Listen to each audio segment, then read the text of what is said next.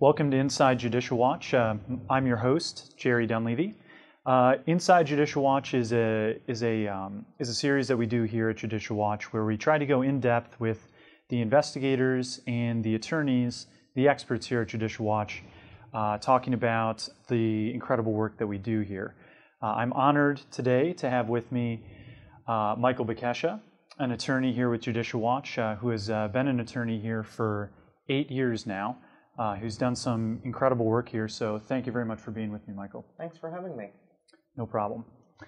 So today we are going to dive in a little bit, see if we can do a bit of a comparison, if we can, between the current investigation that's going on, the Mueller investigation into President Trump and his associates, and the investigation by the FBI and DOJ into Hillary Clinton in 2016. Now I know that you were deeply involved with our investigation then.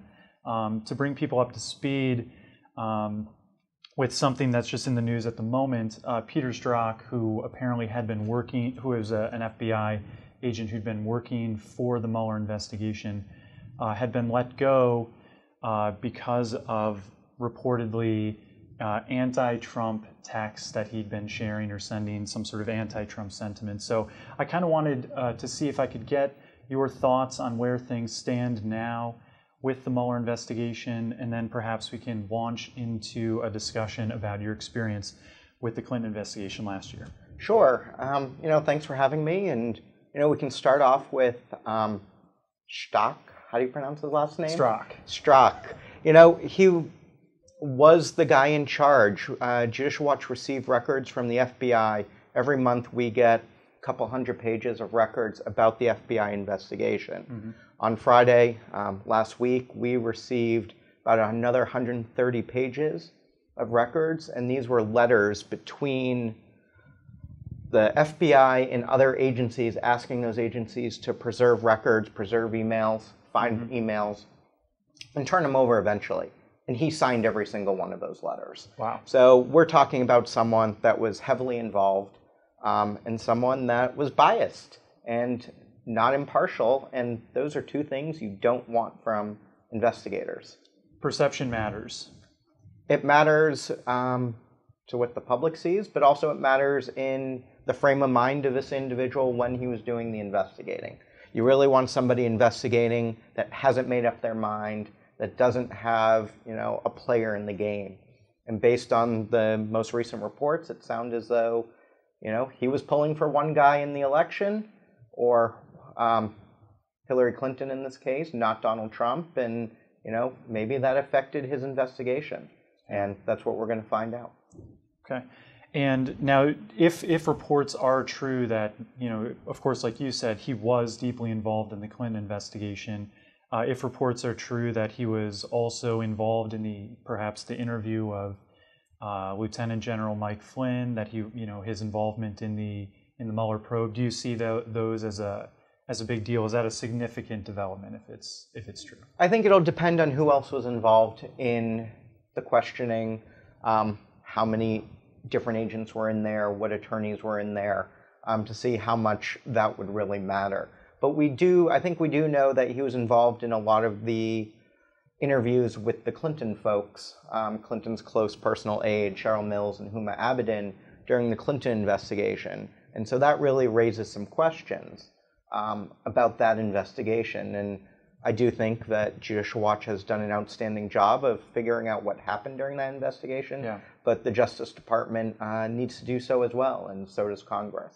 Okay, so let's talk about that a little bit.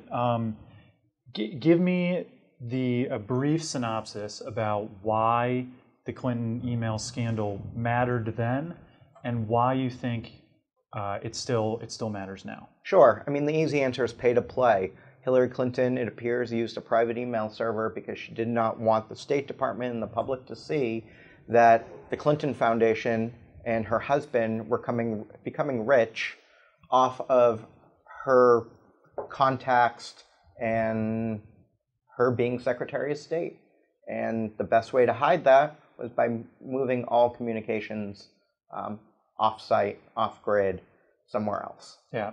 And Judicial Watch have found out about this how? Oh, we found out about it because we sent a FOIA request, Freedom of Information Act request, to the State Department for all of Huma Abedin's emails.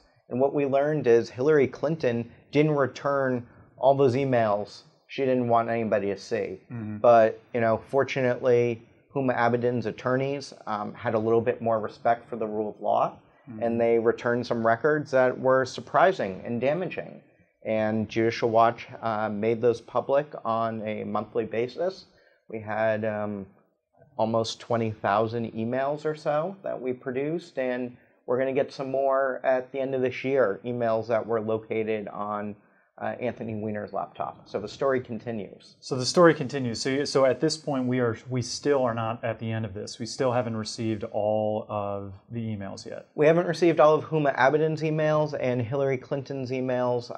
We're still receiving more. The FBI turned over all the records that they found and to the State Department. The State Department's processing those and will be for almost a whole nother year.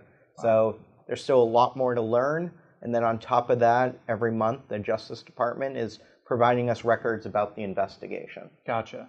Okay, so you mentioned the FBI. Let's talk a little bit about the FBI's involvement in this, because obviously Judicial Watch, like you said, we were doing FOIA lawsuits. We're getting a hold of Clinton emails showing, like you said, some pay-for-play and that sort of thing between the State Department and the Clinton Foundation. But what was the FBI's role? They were going to our website. I mean, you can look at it. You look at the files that they've turned over to us, and there are places where it says, here's a prep for a witness, and it says, based on Judicial Watch's website. Or we saw questions they asked for Huma Abedin and Cheryl Mills and some other people. They basically showed them records that we received in response to our discovery, in response to our FOIA requests. So the FBI was just doing what we were doing, but of course we were doing it better.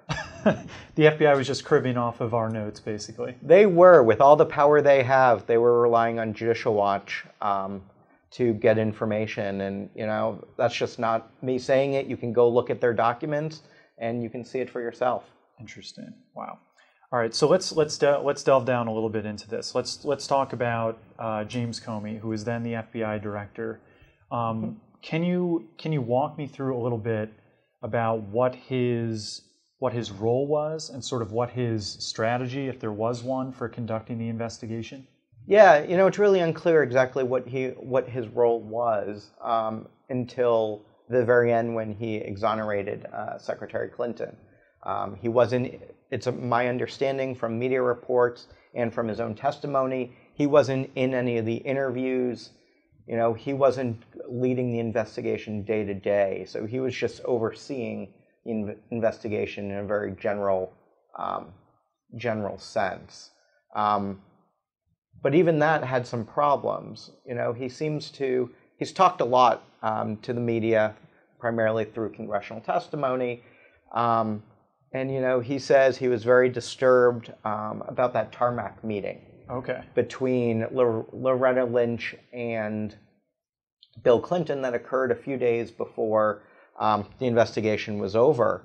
And he said, well, I really wanted to take control of the investigation away from letting the Justice Department and Loretta Lynch make a decision because I thought that meeting was somewhat improper. Okay. But then we've learned since then that he had decided already what he was going to do and what his recommendation would be several months before. So the evidence doesn't line up with his public testimony.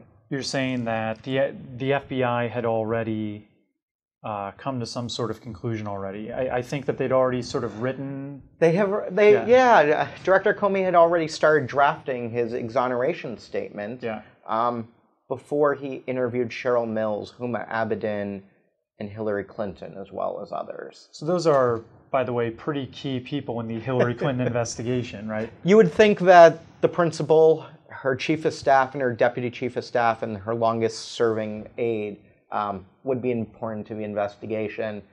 I'm not the FBI, maybe they're not, but there was something a little bit odd about it. Yeah, sounds like it. I think that's the least of it. Let's talk a little bit about that tarmac meeting, actually. Okay. Can you talk with me about the meeting itself, and then talk with me about what Judicial Watch's role was in trying to bring a bit of shine a light on that. Absolutely. So it appears as though Bill Clinton and Loretta Lynch were both in Phoenix, Arizona in late June of, I guess it was 2016. June 29th, yeah. June 29th, thank you. And they were both coming and going from the same airport, Sky Harbor. And it appears as though there was some time when they were both on the ground. They were both on the tarmac in their jets. Okay. The records seem to suggest that Bill Clinton waited around for Loretta Lynch to arrive. Once that happened, he left his plane, he walked over to her plane, and they had a conversation. They say that the conversation was about grandkids and golf, but we don't know that. Right. And also, plenty of people have commented that it doesn't matter what they talked about. The mere fact that Bill Clinton, who appointed Loretta Lynch as a U.S. attorney in the Eastern District of New York, didn't have to say anything but show up and say, "Hi, Loretta, how are you?" And it was clear from that that he was asking for a favor when it came to the investigation of his wife. So this meeting took place. Nobody knew about it. It wasn't on any calendars. So it was really under the radar until somebody blew the whistle on it. Somebody down in Phoenix realized this was inappropriate and notified the media about it.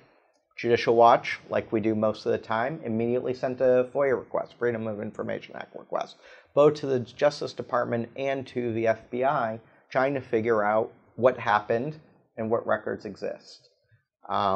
We received records from the Justice Department about a year after that happened, and it was all redacted. So they took a big, essentially black magic marker and, crossed out everything of importance. And what that was talking points. And one question that raises is, if all the talking points were, these are two old friends talking about their grandkids and their golf game. What do you need talking points for? What do you need talking points for, and why do they need to be redacted? Yeah. We also sent a request to the FBI, and we sued them. And in, I believe, October of last year, roughly, the FBI told us that they had no records. There was no records about this meeting between Loretta Lynch and Bill Clinton. So we said, okay, we're going to continue suing on some other grounds, but you told us you did a search, and so... And that's that. That's that. Right. We naively believed them. About 9 months later, over the summer, the FBI sent us a letter. And they said, oh, by the way, we found some records. And the reason they found the record was because of our other lawsuit against the Maine Justice Department. Aha. So then they're like, oh, wait, there are communications between Justice and the FBI. There must be records. And we should probably go look for other ones as well. So they looked for records, and just last week, they produced to us 29 pages of records. Wow. And those were records that they had initially denied for a long time even existed. Then we got 29 pages. That's correct. They magically appeared somewhere. Okay. Now, can you walk me through a little bit about what those most recent records show? Yeah, those most recent records show two things of significance. One, it shows that Jim Comey read, I believe, on Fox News about the meeting, and he started forwarding it around to people. So it wasn't the media department notifying him or Loretta Lynch notifying him. He saw in the media kind of like everyone else. So he was not given some sort of alert by Attorney General Lynch. Hey, by the way, I just met with the former president and the current husband of a presidential candidate on the tarmac. He found out in the news just like the rest. That's what the records show. That's what the records that could have show. happened, Okay. but they didn't turn over those records to us. Gotcha. So all we see is him forwarding news reports to others. Gotcha. The second thing is the FBI didn't really care, it seemed like, that this meeting took place. What they cared about was trying to find out who blew the whistle, who was, as what they called, the leaker. They wanted to go get him. Yeah. And they assumed it was somebody with the Phoenix Police Department or someone of the security locally. Mm-hmm. And they were concerned, well, why were they talking about it? Who is it? How do we stop this in the future? Maybe we have people sign a non-disclosure agreement.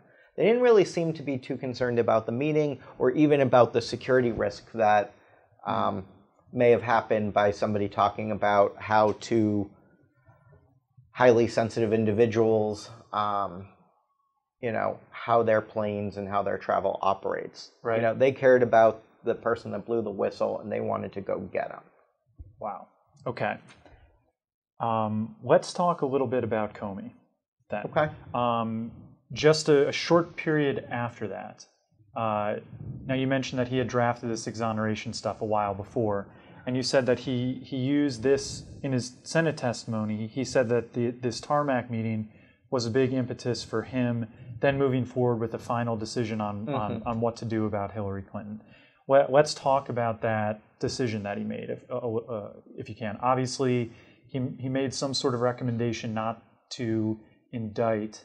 Can you walk me through whether that's a normal thing for an FBI director to do, and then walk me through just kind of his decision in general? Yeah, I mean, I think when it came to this investigation, there's nothing normal about it. Yeah. Is it normal for the FBI director to decide whether or not to indict someone, to prosecute someone? The answer is no. It's usually done by attorneys. Loretta Lynch said, well, because she sat on a plane and talked about her grandkids and golf with President Clinton, that she couldn't make that decision anymore. And I guess that means there was no one else qualified at the Justice Department to do it. Question would be why, and how is that possible? But so he decided, I need to do something. I'm going to do it. I'm going to stand up, and I'm going to say, well, what she did was bad, but I don't think she really broke any laws. And even if she did, it would be really hard to prove. So let's everybody forget about it, and let's move on. Now, like you said, nothing in this case is normal, and it's not normal to give a speech laying out a case against someone and then to conclude it with but we shouldn't move forward. Yeah, I mean, it's unusual, and also the Inspector General is now investigating whether or not Director Comey broke policies, rules, and regulations about even talking about the investigation to the public. We all know what Mrs. Clinton did. However, if they decide not to prosecute her, then no statement should have been made. The FBI should have just, wrapped everything up, put everything in boxes, and moved on. Right. So it was very unusual for even a statement to be made. The only time you find out really about criminal investigations, besides leaks, is when somebody's indicted. Right. When they actually have to go to court and present a showing to a federal judge. So just bizarre all around to lay it all out and then and not recommend indictment. Absolutely. Interesting. Okay, so let's talk a little bit about what he did say. I think in the end, the statement was by then Director Comey that Hillary Clinton was extremely careless. Yeah, her and her staff. Yeah. It was an interesting use of words. It doesn't really mean much in the law, and that's why he probably used it. Yeah. It was more a political statement than anything else. Gotcha. Secretary Clinton had admitted that she made a mistake, and so it was easy for him to then say, well, it was an extremely careless mistake. Gotcha. And didn't really go to the heart of the investigation and what the law would have required to prosecute. Now, it's my understanding that under the law, a phrase that may have applied would have been if this was found to be gross negligence. Yeah. Is that right? That is. Well, what exactly does that mean, and how would that differ from this extremely careless? I'm not sure how it would differ. Yeah. I mean, this is what happens when you politicize legal decisions. Is you start using words that it's really hard to figure out what the difference is. Yeah. I mean, Bill Clinton was very good at that during the 90s, but. It's a Clinton way, and it looks like Director Comey learned a little from the Clintons and how to use language that doesn't really mean anything, and people think it does. Gotcha. All right. So in the end, no indictment. Election moves forward. All of this. Let's skip ahead a bit, and let's keep talking about Director Comey if we can. President Trump is elected. and is serving as and Comey is serving as his FBI director. Let's talk a little bit about the fallout from his firing, and then let's talk, if we can, more specifically about the so-called Comey memos. Sure. So apparently, from the beginning, Director Comey believed that this president was going to lie to the public. And so he took this extraordinary step of writing memos for every time he met with the president. And I think a few times when he was still president-elect. He would document it, he'd put in a memo, and then he essentially would keep the memo. Sometimes he would circulate it. Those memos have not been made available to the public, even though the Director Comey or former Director Comey has testified extensively about those memos. The Justice Department refuses to release them. So Judicial Watch has asked for those memos, and Judicial Watch, I'm also representing the Daily Caller News Foundation in a lawsuit asking for those memos. We filed our opening brief a couple weeks ago, and the government has to respond by the end of the week. Okay. So these memos ended up being pretty important, especially the one that leaked to the New York Times. Yeah, it was okay for Director Comey to give the memo to one of his friends to give to the New York Times, but apparently it's not okay for the Justice Department to release it to the public so the public can see the full memo for itself, read it, analyze it, and understand the situation better. So apparently the only way to make stuff available these days, according to, which is a little bit surprising because I think you just said that that Mr. Trump won, and he's currently president, but his administration is refusing to release these memos. Refusing to release them. So the New York Times has read one, and then the rest are wherever they are. I believe maybe handed over to the Mueller investigation. The Mueller investigation may have that, but the government didn't even say that. The Justice Department said we have it. You know, I don't know how they store their records, but the archive box, right? Director Comey was fired. He packed up his office. They put his papers in a box. They saved all his electronic files in an archive file, and that's where those memos are located. That's where they found them. That's where we're asking them to be produced from. And the Justice Department saying, well, we can't even confirm that we have the memos. We can't even tell you how many they are, how long they are, what they talk about. We can't tell you anything about it. So I guess we're hoping that somebody else leaks the memos so we can learn more, or that the Trump administration realizes that they have an obligation to release records to the American public. And part of why these are so important, right, is that on May 16th, the New York Times printed a story based on one of the leaked memos. And on May 17th, the special counsel was appointed. Yeah, I mean, Director Comey even said in his testimony that he leaked the memo to his friend to leak to the public so that a special counsel would be appointed.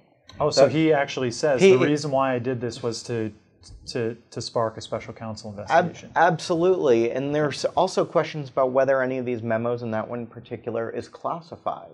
And so we have two issues here. One, it looks as though Director Comey took records with him when he left office, government records. And two, some of those records may be classified.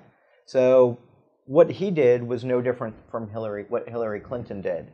So going back and looking at that investigation, why would somebody prosecute someone or recommend prosecution of someone where that person was thinking about or could think about doing the exact same thing? You know, this is the swamp. This is Washington.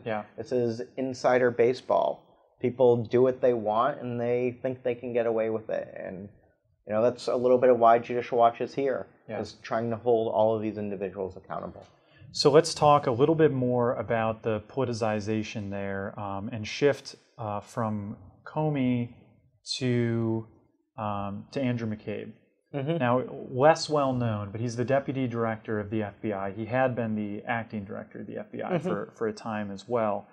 And Judicial Watch has uncovered a few troubling things about him as well, and his involvement in the Clinton investigation conflicts of interest, that sort of thing. Would you be able to go through that a little bit for me? Sure. So his wife was running for the Virginia, I believe, state legislature, and she was receiving funding and support from the Virginia governor, who was a good friend of Bill and Hillary Clinton.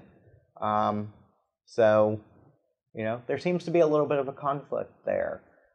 Also, it seems as though the FBI thought there was a conflict.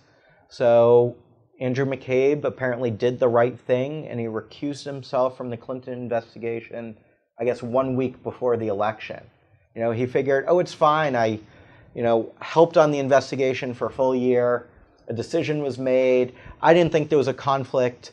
But 1 week before the election, oh, now there's a conflict, even though the FBI wasn't doing anything anymore.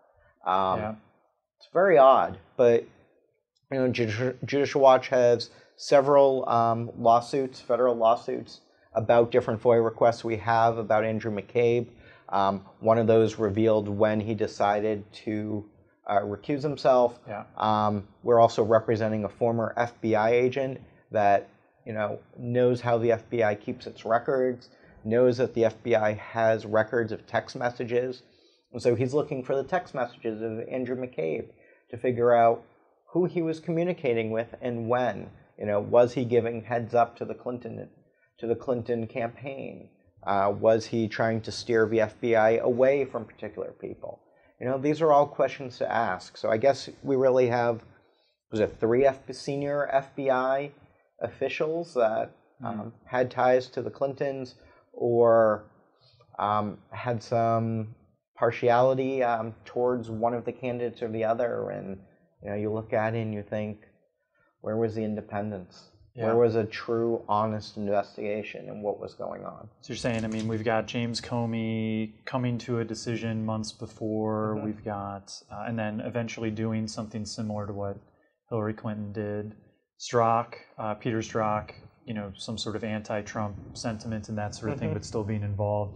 Andrew McCabe's wife receiving a lot of money in a political campaign from Clinton allies. These are all problems. It is. They're all problems, and they're all problems that Judicial Watch is investigating. We have several lawsuits about it.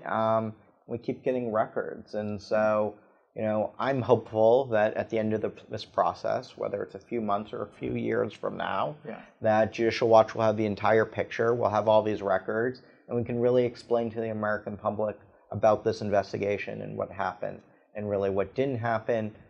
Not only with the Clinton email investigation, but also now the special counsel investigation by Mueller. Gotcha. So I think we've drawn pretty good distinctions between the way that these different investigations are going. In the Clinton investigation, there didn't really end up being any indictments. There have been a few in the Mueller investigation, 2 of them for an extensive number of things, and then 2 of them for false or misleading statements to the FBI. Talk with me a little bit about whether you think it's possible that during the Clinton investigation, any of these people involved, whether it was Hillary Clinton or anyone on down, may have made some sort of misleading statements themselves. Yeah, you start going back and you start looking at the records we received, and you start having some questions. So, as I mentioned, Judicial Watch sued for the investigative file. So what we've received from the FBI is summaries of different interviews with different witnesses.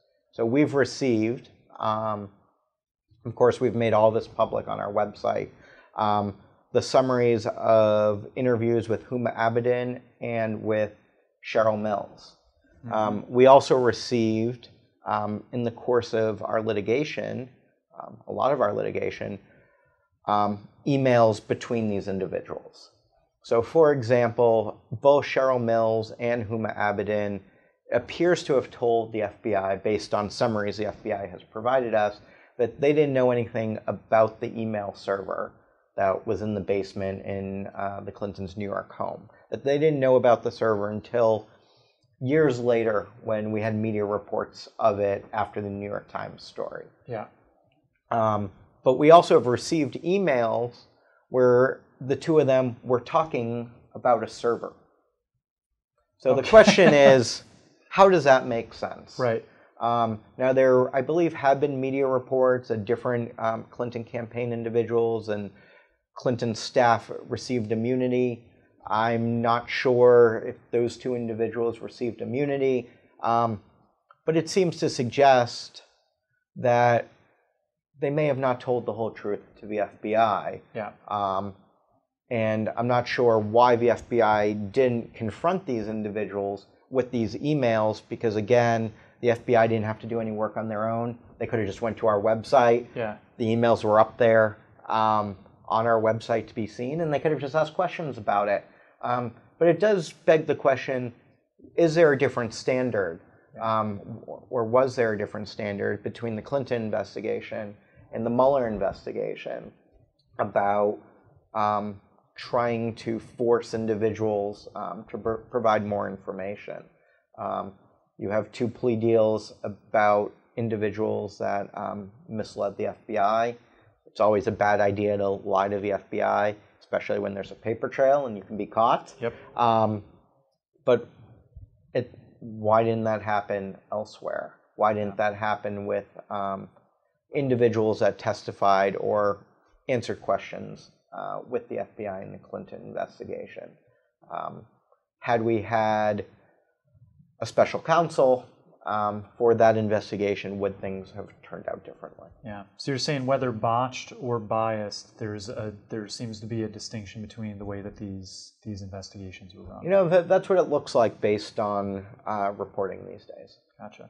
Well, where do you think this is going from here? I'll make this the last question. I mean, where do we go from here? You know, as an organization, what are we doing at this point to try to get to the bottom of some of this and hold some people accountable? You know, Judicial Watch stays the course. So we're going to continue receiving records. We're going to keep litigating in federal court. All of our FOIA requests and our FOIA lawsuits, trying to get all the information possible. We're also, based on new reporting, sending new FOIA requests that all will end up in litigation. Judicial Watch doesn't go away. We won't stop investigating until the whole story is out there. And so stay tuned. Should be a fun few more months. Absolutely. Well, I really appreciate it. Thank you for clearing a lot of that up. It's really important work that you do. We do appreciate it.